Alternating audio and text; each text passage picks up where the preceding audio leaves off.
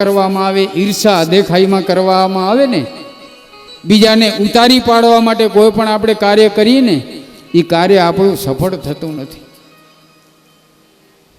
એવું શાસ્ત્ર કહે છે. સતીનો દેહ ત્યાગ થયો અને એનું એક બીજું પણ કારણ હતું કે જ્યારે રામ વનમાં ગયા, આપણે આ કથાને હમણાં જ સંક્ષિપ્તની અંદર શિવ વિવાહની કથા કરી અને વિરામ આપશું. સતીના દેહ ત્યાગનું એક બીજું પણ કારણ હતું કે સતીએ રામની પરીક્ષા કરી.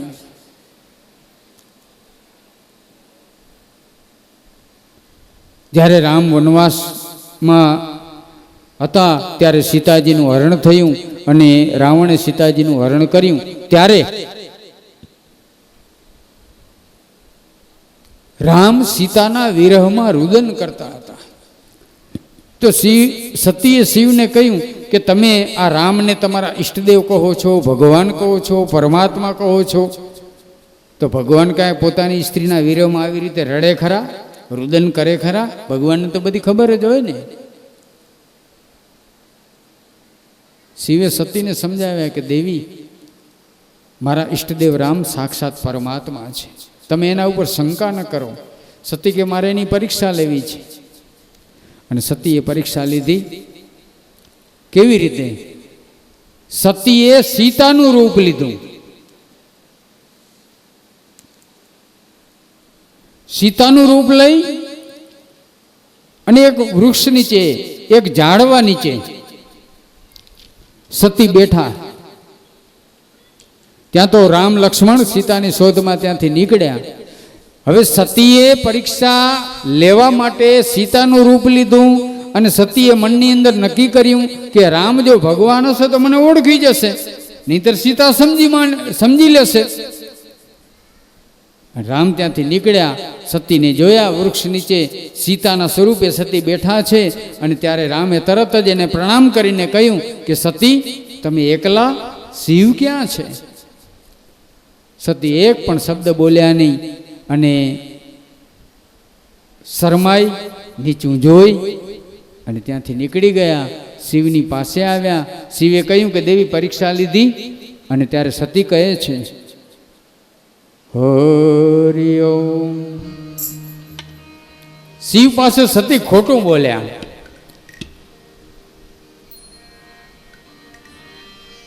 પત્નીએ પતિની પાસે અસત્ય ક્યારે બોલવું નહીં, ખોટું ન બોલવું, જે હોય એ વાત કહી દેવાની, કાંઈ વાંધો નહીં. શિવ અસત્ય બોલ્યા, ખોટું બોલ્યા, સતી ખોટું બોલ્યા શિવની પાસે. મેં શંકર કર કહા નવમાના, કહા નવમાના, નિજ યજ્ઞાન રામ પર આના. मैं शंकर कर.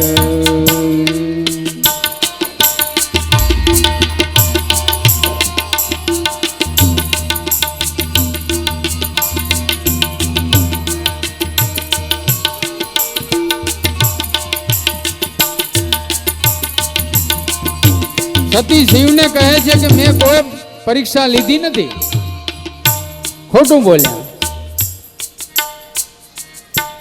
કછું ન પરીક્ષા લીનહિ ગોસાઈ, કછું ન પરીક્ષા લીનહિ ગોસાઈ, કિન્હુ પ્રણામ તું મેરી નહીં. मैं शंकर कर, मैं शंकर कर. મેં કોઈ પરીક્ષા લીધી નથી, બસ મેં તો ભગવાન રામના દર્શન કરી પ્રણામ કરી અને સીધા તમારી પાસે હું આવી છું, મેં પરીક્ષા લીધી નથી મહારાજ. શિવને તો ખબર પડી ગઈ, ધ્યાનમાં સતીએ પરીક્ષા લીધી, સીતાનું રૂપ ધારણ કર્યું. સીતા તો મારી માં છે. અને શિવે સતીનો ત્યારે ત્યાગ કર્યો. શિવે સતીનો ત્યારે ત્યાગ કર્યો. એટલે સતીએ મનમાં વિચાર કર્યો કે જો પોતાનો પતિ પોતાનો ત્યાગ કરે તો હવે આ જીવન જીવીને શું કરવું? આ જીવનનો કોઈ અર્થ નથી. પતિ એ જ પરમેશ્વર, પતિથી મોટું તો કોઈ છે નહીં. પતિ જ્યારે ત્યાગ કરે સ્ત્રીનો ત્યારે બસ એના માટે કોઈ બીજો દરવાજો નથી. સતી આવો વિચાર કરી અને સતીએ પોતાના દેહનો ત્યાગ કર્યો કે બસ હવે મારે જીવીને શું કરવું છે, કે મારા પતિ જ જો મારો ત્યાગ કરવા ઈચ્છતા હોય. આ સતીના દેહ ત્યાગનું બીજું કારણ પછી દેવતાઓ યજ્ઞો કરે છે, સદકાર્યો કરે છે. એમાં તાડકાસુર એ દેવતાના યજ્ઞનો નાશ કરે. તાડકાસુરનો ત્રાસ બહુ વધ્યો અને ત્યારે ભગવાનને શરણે ગયા. ભગવાને કહ્યું કે તાડકાસુરને તો શંકરનો પુત્ર એ જ મારી શકે એવું એને વરદાન છે. હવે શંકર જો પરણે તો થાય. દેવતાઓ વિચાર કરે છે કે શંકરની પાસે આપણે જઈએ. એટલે દેવતાઓ શંકરની પાસે ગયા. હવે દેવતાઓ સીધે સીધું નથી કહેતા. બ્રહ્માજી સાથે બધા દેવતાઓ સીધેથી શંકરને વાત નથી કરતા કે તમે પરણો, તમારે ત્યાં દીકરો થાય, પુત્ર થાય, એ તાડકાસુરને મારે તો અમને શાંતિ થાય. તો દેવતાઓ બધા એમ કહે છે શંકરને કે હમણાં બધાનું કહેવાનું એમ થાય છે કે હમણાં તો જો કોઈના લગ્ન થયા નથી, ક્યાંય જાનમાં જવાનું મળ્યું નથી, આવો કોઈ આનંદના પ્રસંગમાં ગયા નથી, તો બધાની ઈચ્છા એવી છે કે તમે પરણો. ત્યારે શિવ મનમાં વિચાર કરે છે કે હું જાણું છું તમે સ્વાર્થી છો, તમે કહો ને હું પરણો એવો નથી, પણ મને તો ભગવાને આજ્ઞા કરી છે એટલે હું લગ્ન કરીશ. શંકર લગ્ન કરવા માટે તૈયાર થયા અને તરત જ સપ્ત ઋષિઓને હિમાચલને ત્યાં એ લગ્ન લઈને મોકલ્યા. પાર્વતી સાથે શિવનું લગ્ન લેવાનું છે. ટૂંક સમયની અંદર લગ્ન થવાના છે અને તરત જ બધી તૈયારીઓ થવા લાગી. દેવતાઓ, દેવતાની સ્ત્રીઓ પોતપોતાને બધા શણગારે છે. શંકરને કોઈ શણગારવા જતું નથી. હવે શંકરને તો માતા પિતા, ભાઈ બહેન, મિત્ર કોઈ નથી. જાનૈયા તૈયાર થાય છે ને વરરાજા એમને બેઠા છે.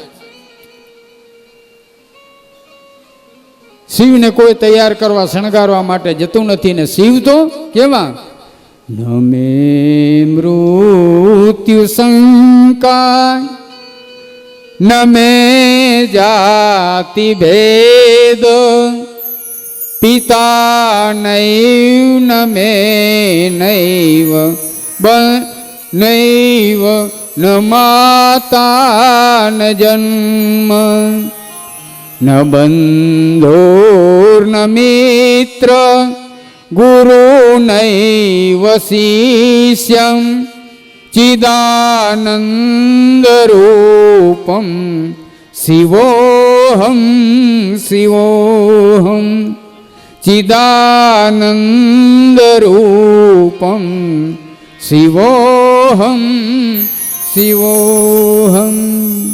વરરાજા એમને બેઠા છે. શંકરના ગણો શંકરને શણગારવા માટે તૈયાર થયા કે તમે ચિંતા ન કરો, અમે તમને શણગારશું. શિવ ચરિત્ર તો અદ્ભુત છે. 18 પુરાણનો ભાગવતમાં સાર છે. આવી શિવની કથા, શિવ પુરાણની કથા પણ ભાગવતમાં આવે. અને શિવના ગણો એ શિવને શણગારે કેવી રીતે? શિવ હિ શંભુગન કરહિ સિંગારા, શિવ હિ શંભુગન જટા મુકુટ ઓરે મોર સવારા, જટા મુકુટ ઓરે. શિવના ગણોએ તરત શિવની જટા બાંધી દીધી. એના ઉપર મોર, મુગુટ, જટાનો મુગુટ, કંઠે સર્પ, ગળામાં સર્પ, વીછી આ વગેરે બધા. શિવનું સ્વરૂપ જોઈએ તો જાણે એમ લાગે કે આપણને ડર લાગે, બીક લાગે. હવે વરરાજા તૈયાર થયા, શિવની જાન નીકળે છે. હિમાચલને ત્યાં શિવનો વરઘોડો, નંદી ઉપર શિવ સવાર છે. આપણે પણ આ કથા જ્યારે ચાલો ચાલો ને જોવાને જઈએ શિવજીનો વરઘોડો,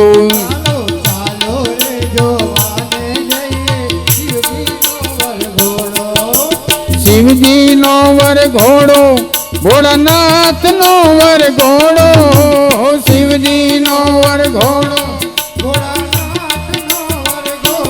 ચાલો ચાલો ને, ચાલો ચાલો ને જોવાને જઈએ,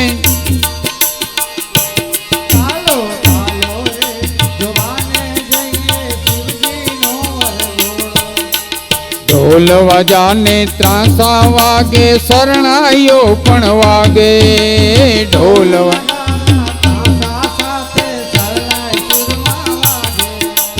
શેખ ભૂંગળનો મેળ છે માથે, ડમ ડમ ડમરું બાજે,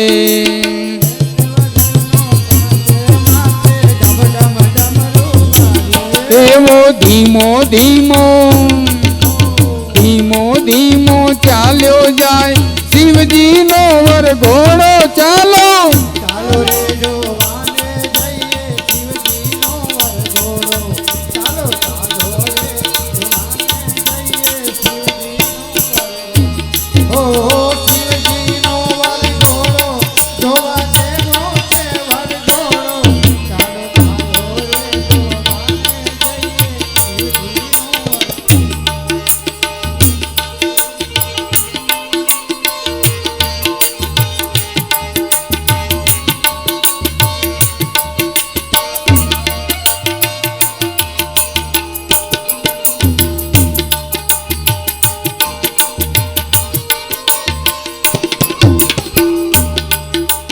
દેવો આજે જોવા પધાર્યા સાથે ભૂતની ટોળી,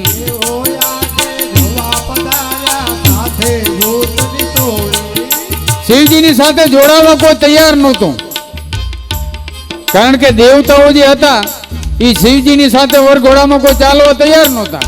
બધાને શરમ આવતી હતી કે આનું રૂપ જુઓ ને આપણું રૂપ જુઓ, આ તો મૃગચર્મ ધારણ કર્યું, આખા શરીરે ભસ્મ જેણે ચોળી છે, જટાનો મુગુટ બનાવ્યો છે, આવા વરરાજાની સાથે ચલાય? એટલે શિવે પોતાના ગણોને આજ્ઞા કરી, જગતના જેટલા પણ શમશાનો છે એ બધા જ શમશાનોમાંથી ભૂત પ્રેત બધાને બોલાવી લ્યો, અને જગતના જેટલા શમશાનો આવતા એમાંથી ભૂત પ્રેત હર હર મહાદેવ, હર હર મહાદેવ, હર હર મહાદેવ કરતા ભૂત પ્રેતની ટોળી આવી ગઈ. કોઈ નાચે છે, કોઈ ગાય છે, કોઈ દુબળા છે, કોઈ પાતળા છે, આવા જેના રૂપ. દેવો આજે જોવા પધાર્યા ભૂતની સાથે ટોળી,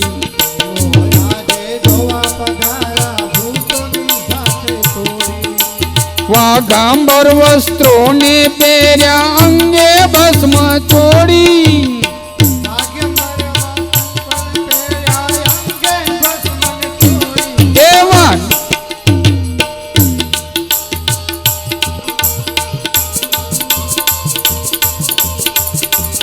એવા નાચી નાચી નાચી નારદ જોવે શિવજીનો વરઘોડો, ચાલો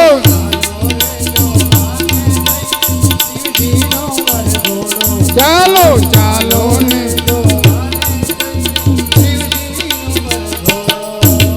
કોઈ ચડાવે બિલ્લી પત્ર, કોઈ ચડાવે ચંદન, કોઈ ચડાવે હરિઓમ હરિઓમ જપતા જાઓ,